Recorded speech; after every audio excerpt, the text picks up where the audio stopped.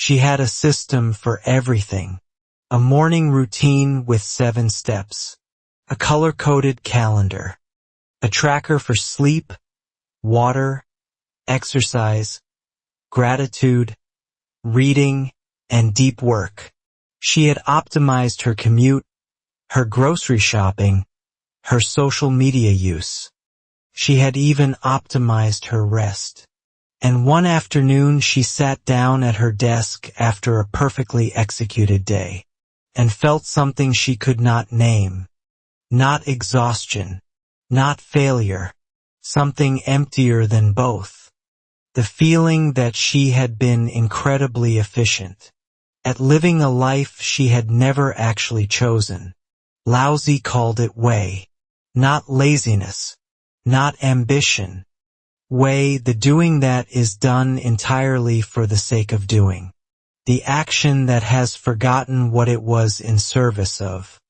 He wrote, "The more rules and restrictions there are, the poorer people become. Not materially, internally. The person who has systematized every waking hour has not mastered their life. They have become its administrator." Notice something right now.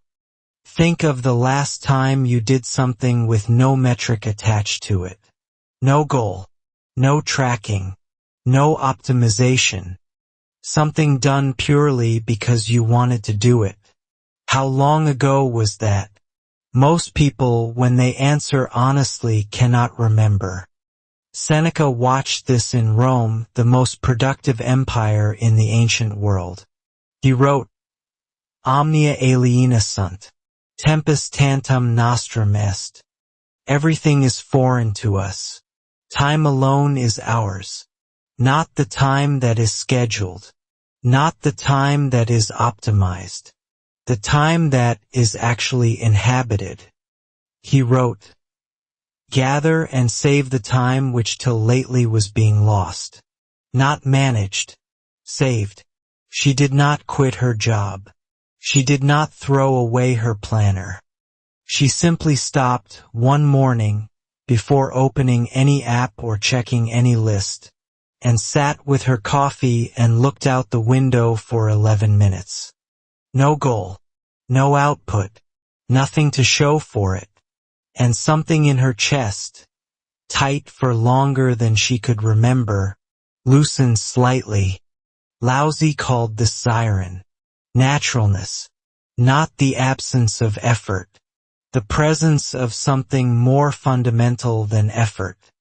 The tree does not grow on a schedule. It grows when conditions allow, and it is not less of a tree for the irregularity. Here is the question I want you to carry today. Not to answer, just to carry. What part of your life have you been administering? Instead of actually living, you do not need to change anything today. Just notice. Share this with someone who has optimized everything except themselves. You probably already know who that person is. I will see you in the next moment of stillness.